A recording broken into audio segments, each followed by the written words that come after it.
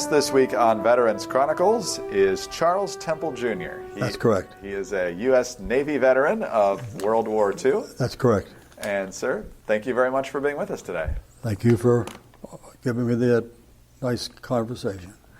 Where were you born and raised, sir? I was born and raised in southern Lancaster County, Pennsylvania.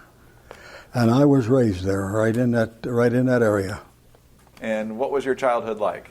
Well, no, that's an interesting thing because I wanted to tell you that I'm a product of a young man in the Great Depression. And my childhood was like most people then, it was pretty tough going. But I'll go on to tell you this, that I'm a product of family of blacksmiths. And we did have a trade to work by. And my father, I helped my father as young as 12 years old. I was helping him in shoeing horses and fixing farm machinery and going out to the farms and repairing pumps. At night, there were old Model Ts and Model As were then, you know, and we would grind the valves in these cars at night to make $1. And that's how I started out as a young man with my father. And I learned the trades, many trades, mechanics and other things at a very early age. And I was very fortunate to have that happen to me for later on in life. Did you have a history of military service in your family? No. There were my father, uncles, or there were none of them in the service. So when did you join, or were you drafted? No, I joined. Now, here's what happened. Back then, we used to go to the movies on Saturday nights, and you remember the name Ernie Pyle? Ernie Pyle was always sending all this information back with pictures and films, and he was a great reporter. And as young men then, we were just in school, you know. We just got to thinking, boy, we've got to be doing something. We've got to be getting in that service and trying to help, you know. And so that's what really got me motivated to start thinking about joining the service. So tell us about how you enlisted. Okay, first of all, I'll have to digress for just a little bit. Because I was so well trained as a young man, and the war effort was on, and the factories didn't have much help, and you could get a job anywhere. So I went to Sunship Building and Dry Dock Company in Chester, Pennsylvania, and signed up there, and was a welder, because I had learned that already in 1938. And so I was working on the ships out down on the inner bottoms, because I was small and skinny. I could get in those tight places. And I was working there for a while, and one day I got a kick on the leg, and the man came in and he said, Charles, you lied. He said, you're not old enough to work here. I said, yeah, I know that. Well, he said, we got to furlough you out of here. So I picked up all my gear and went up and walked up to the office and with the wind in, we were getting furloughed out, and there was a man standing there. And he walked over and right to the man, and he said, hey. He said, I saw that boy working out on the way. I call that a way where they're building these ships, you know. And he said, I know what he can do. And he's old enough to work at the training center up here in the North Yard up there near Essington at Crum Creek. They had a great big Quonset hut where they trained welders. And they said, good, we didn't need help up there. So I didn't get kicked out. So I went up there, and I was clamping up steel and cleaning and sweeping the floors and doing all that kind of stuff, you know. And so what happens after 2 or 3 weeks? One of the instructors did not show up for work. And the boss came over to me and he said, Charles, he said, God, look at this. I got 4 or 5 men standing out there. What am I going to do with them? He said, do you think you can help me out? I said, sure. So I was in, and I've been working. I learned this as 12, 14 years old. I went out there and was showing them how to weld and doing all that kind of stuff, overhead, vertical, and all that kind of stuff. And, of course, they never could report it like they should have, but in a couple of weeks I was an instructor, you see, and working there and supposed to be a cleanup boy.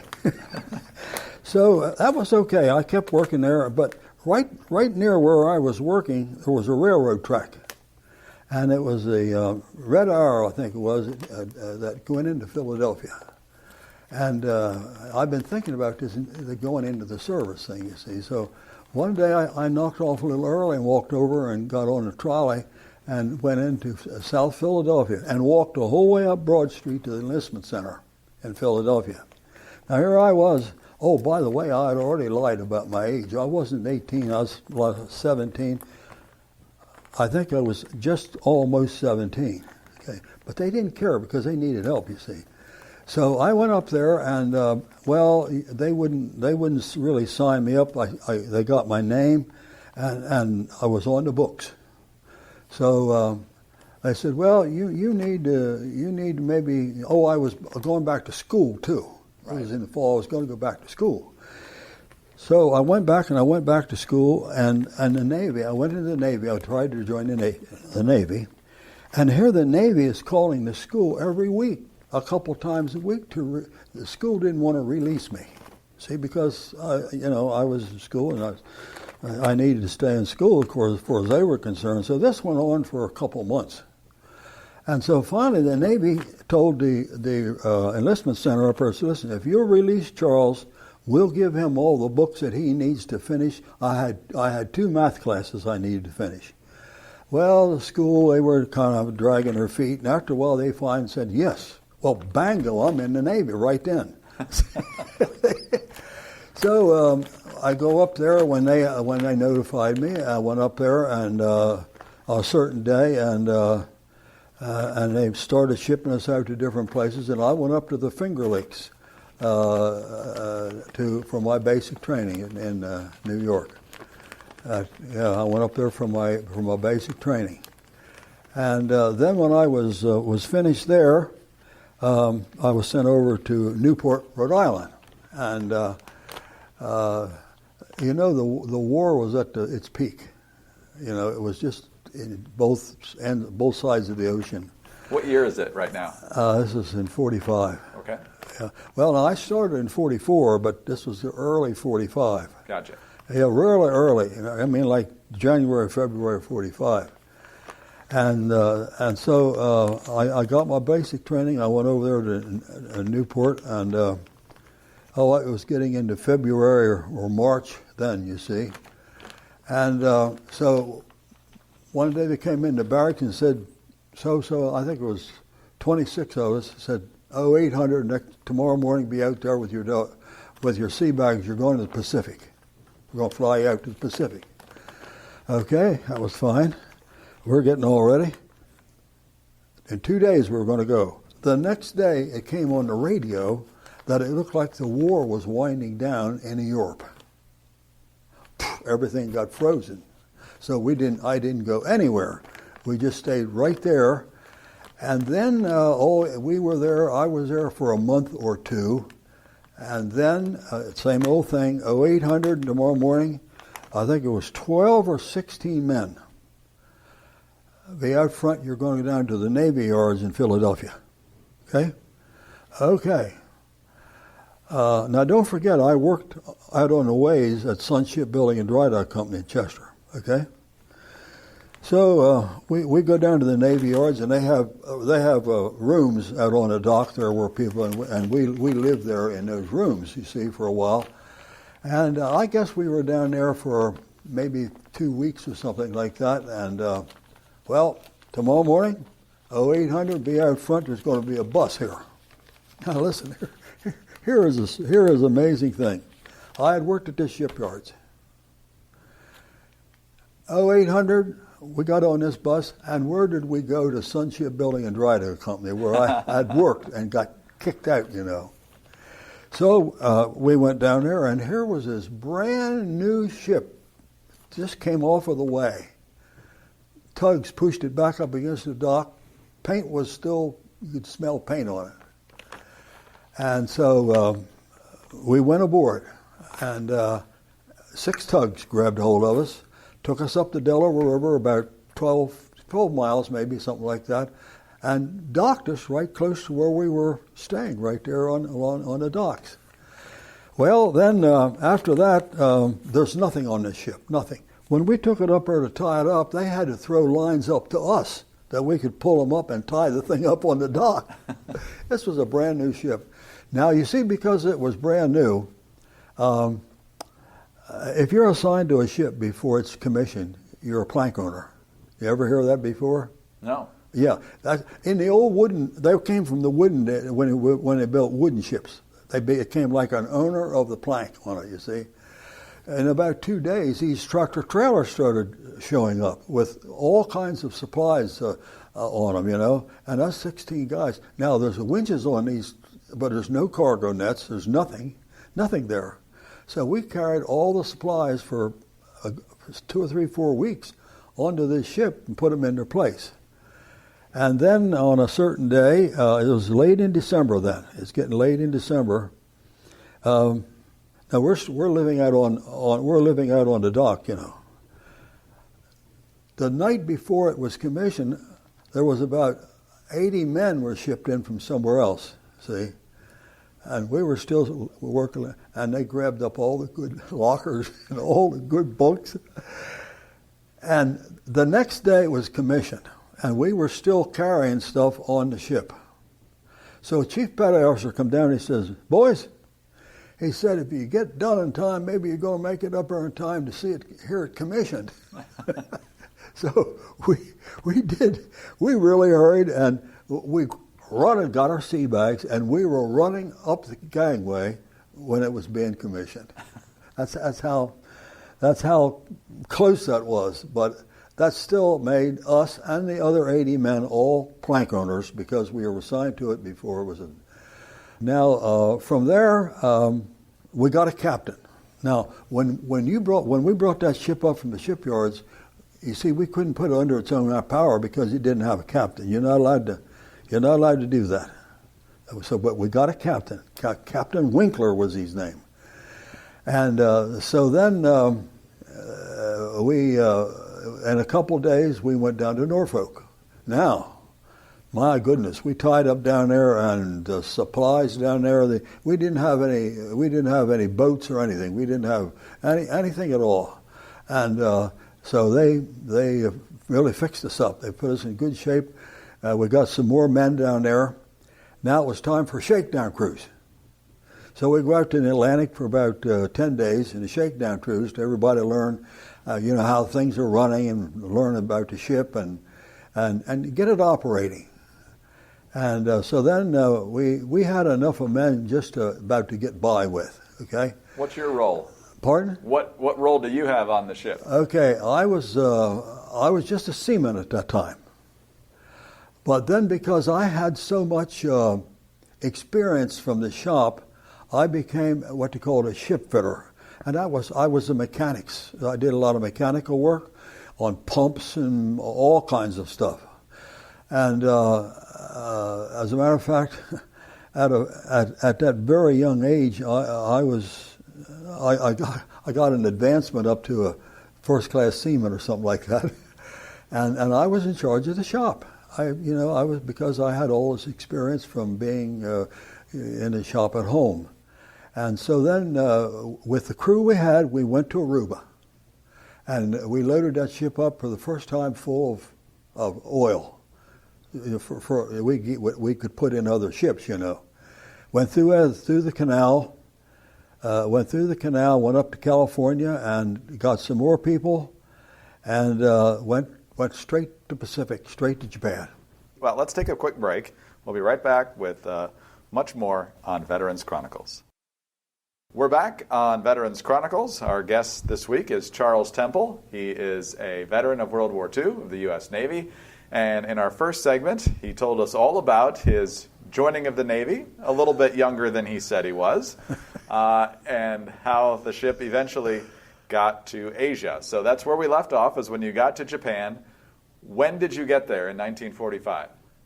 Didn't get there till 46. 46, okay. Yeah, you see, 45 was over then, and it came January. That was January of 46. Okay. So it was March or April of 46. Very good. And what was your role there? What was the job of the ship to do once it got to Japan? Maintenance all over the ship, And I was in charge of the group that did all the pumping, taking care of all the pumps, selecting which tanks we would take fuel out of, and worked with the seamen that were handling the pipes and the hoses. Yeah, so that was my job, and I oftentimes was on the phones talking to the other ship, but I had other people who were doing some of the other work. What was the overall job of the ship? Why was your ship sent specifically to Japan? We were a fuel ship that fueled other ships at sea. AO means auxiliary oiler, an oiler or a tanker. We hauled oil, and we traveled with the fleet, and we fueled destroyers, the DDs, the DEs, aircraft carriers, battleships, cruisers, anything that the fleet had, we had fuel for them, and we traveled with them all the time. Explain the process. It seems simple just by talking about it, but explain what's involved in refueling another ship. Okay. Here's what we always did. When we got up first thing in the morning, somebody would go out and say, "You see any ships out there?" "Yeah, there's 3 or 4 out there." Well, it wouldn't be very long, maybe till 8 or 9 o'clock. They'd be all lined up behind you, see? And then they would start coming up one at a time, you see. Now, what we did, we took a gun, and we had a lot of line on it, and shot a little metal thing over the ship, the other ship, and the seamen over there would pull that line, and then they would pull another line like a clothesline, and they'd pick another big line, which would pull a cable over. And they would attach this cable onto the other ship. And then on our ship, we had these huge big hoses that had big rollers and pulleys on them, which would roll on this cable. Okay, and of course they had already received the equipment they needed to pull it over, and they would pull it over and attach the fittings onto their ship, bolt them on, and then they would tell us they're ready, and we would start pumping them fuel, and we would pump until they're full. And then they would disconnect it, and we would pull that back. And they had big high pillars on the ship that all these big hoses and everything would be pulled up to them, and they would be stored there. How long of a process is that? I guess it depends on the size of the ship. It depends on how much fuel they needed, and it depends on the size of the ship. I would say on a destroyer, 2 to 3 hours. Yeah, on an aircraft carrier, they'd hold more. They might be 4 hours. How many gallons is that? Thousands, hundreds, sometimes in a carrier, 200,000 or 300,000. On a destroyer, it might be 20, 15,000, something like that. Any mishaps along the way? No, not really serious. One of the things we had to be careful about is if we were in heavy seas. And between the two ships, there'd be a lot of chopping, of waves coming up and, like that. And sometimes when we first sent the hoses over, they would be hanging down more, Those big waves would catch them and be fierce pulling power, pressure on them. And I think I'm right in saying that we only ever lost hoses one time. But we did have several times where we fought it pretty hard to keep them in place. You were also telling me during the last break that you were off the coast of China during the Chinese Civil War. Tell our listeners a little about that.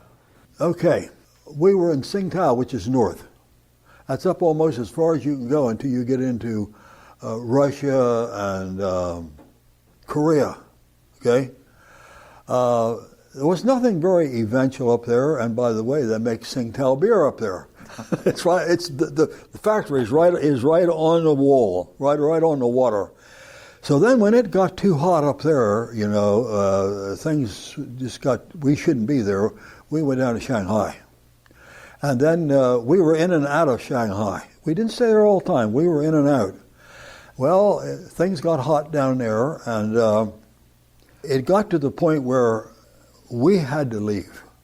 We couldn't go ashore there and feel very safe anymore because there was too much influence from Mao Tse-tung, which is a communist group, you know. Sure. And they were making a big, I was standing shore patrol over there with a permanent shore patrol chief in Shanghai and a Chinese army officer. Okay, we had to take turns going to go in there, and this is the last time I was there. We were coming down the street onto the main street. I think it's called the Bund in there in Shanghai, and my goodness, there was Chinese as far as you could see. You couldn't see the end of them. They were demonstrating, okay, having a big demonstration.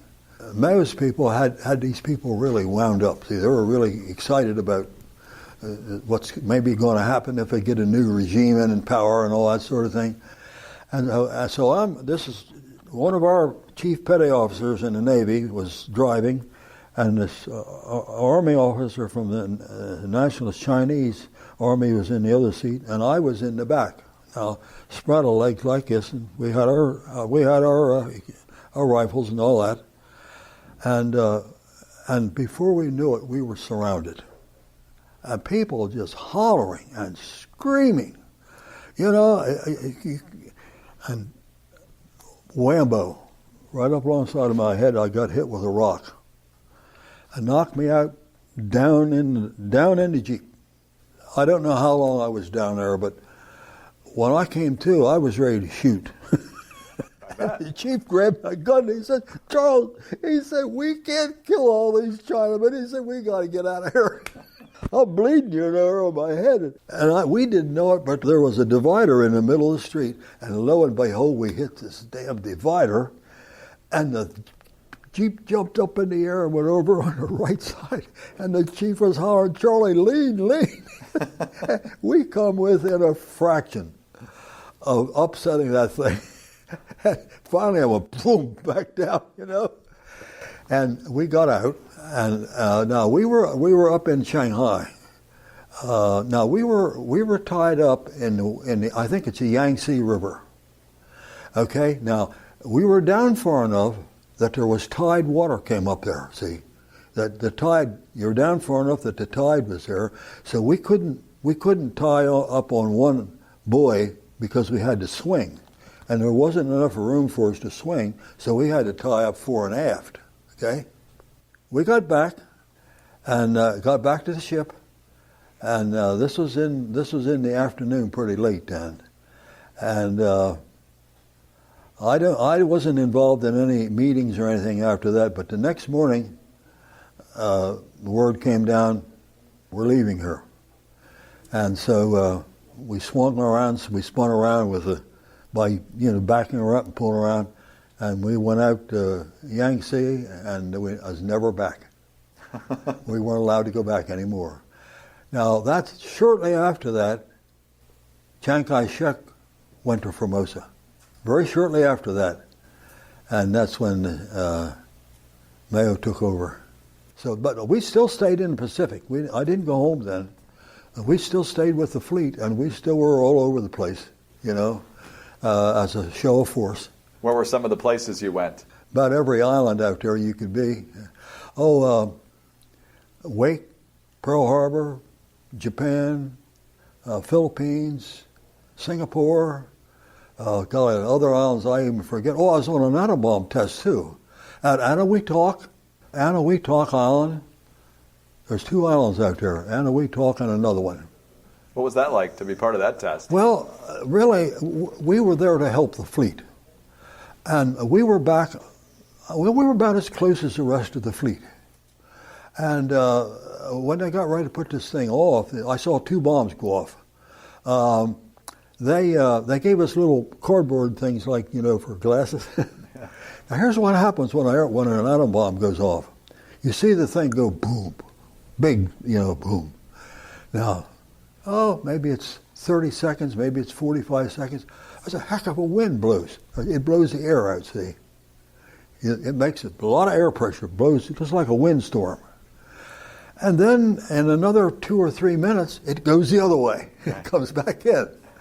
So we were there with the fleet, but we were there also observed and saw the atom bomb test.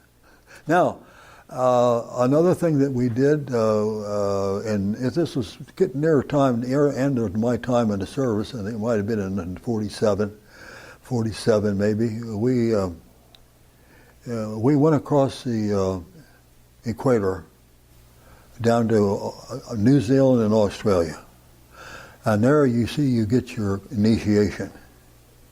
When you cross the equator, and it becomes a permanent part of your naval record, and it is a mean initiation. It is mean. I mean, they put stuff in you, make you choke to death. They build a tank out of canvas, and it had about 3-4 feet of water in there. They get you in this tank, 2 men, and they keep dunking you. Polawag is what you are before you go across. And you're supposed to say, I'm a shellback, but you're so they're keeping you in the water so much you can't say anything. You almost drown, you know. And finally you say, shellback, you know. And so then they throw you out on the deck.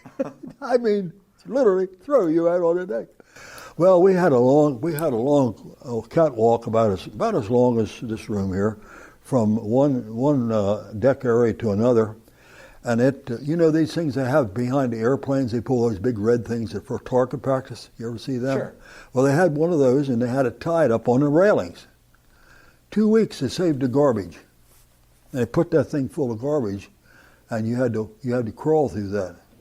Now, first of all, you go before the judge, and they got bean bags, and they're beating on you. They want to know if you're guilty or you're not guilty, and of course. You want to say I'm guilty and get on with this thing. So then they send you on through, and when you get around to where this thing is, where you got to crawl through it, and it's got garbage, terrible, hard, nasty garbage in it, and there's men on both sides with bean bags and slaps beating you on the back and the behind, beating on you. And then when you get up to the other end, there's a man up with a fire hose shooting you with a fire hose. Okay, and when you come out of there, you're just about shot. But you're done. You've got your initiation for becoming a shellback. You never heard of a shellback before? I hadn't heard that term before. Every ship has that. That's standard on every ship. So did you ever become one of the inflictors later on? No, I never was a part of making somebody else know. I never was. Because I was never on another ship. Okay. I stayed on that same ship. And then we were down to New Zealand and Australia, and then came from there back up into Singapore and was up there. How long overall were you over there? I think I was over there nearly 3.5 years. Wow. Yeah. All in one stretch? Yeah. See, should have been in 4 years, and we came back. What happened here is we came back to Long Beach, California, because we needed some repairs done, and we went into what they call a dry dock. You know what a dry dock is? Yes, sir. Because they had to work on something underneath, and so we got ready to leave there, and I only had like 4 months or something like that to go. The captain went over the list, and he got the chief petty officer to come to me and says, Charles, we're going out for 8 months, and where we're going, you're having one heck of a time ever getting back home. He said, you're going over to Treasure Island. So I went over there for a couple of months, and then they separated me, and I went home. What do you think about most when you think about your service? Which experience or people or leaders do you think of when you think about your time in the service that had the greatest impact on you? Okay. When it comes to my superiors, I didn't have any superiors that I couldn't just give an A+ to. Very, very good. Captain Winkler was a good captain. And because I had so much experience as a young man, I was in charge of the shop. I went up in my ranking fast. I really did. Before I left the ship, I was a second-class petty officer, And the chief had told me on the next trip out, he said, "You're going to be first class." Well, as it turned out, I didn't go on that last trip, okay? After I would have begun first class, and now this was in 3.5 years, the next step for me would have been a chief petty officer. The average years that it takes a chief petty officer that I read about on the internet to become a chief petty officer is 17 years. Now, how long it would have been taking me to go from first class to chief petty, I don't know, but I was fortunate as a young man to get great training. I was fortunate every place I ever went and did. I was treated well. I was advanced well. I had good experiences. I worked hard. I did my job. And I can't say anything about my service except it's one of the best things that ever happened to me in my life. I had a tremendous tour of duty, and I'm happy that I went in. I'm happy that I advanced the way I did. And there was a girl near Philadelphia that I got interested in. And I just thought I had to come home. Charles Temple Jr., veteran of the U.S. Navy and World War II. I'm Greg Corombos. This is Veterans Chronicles.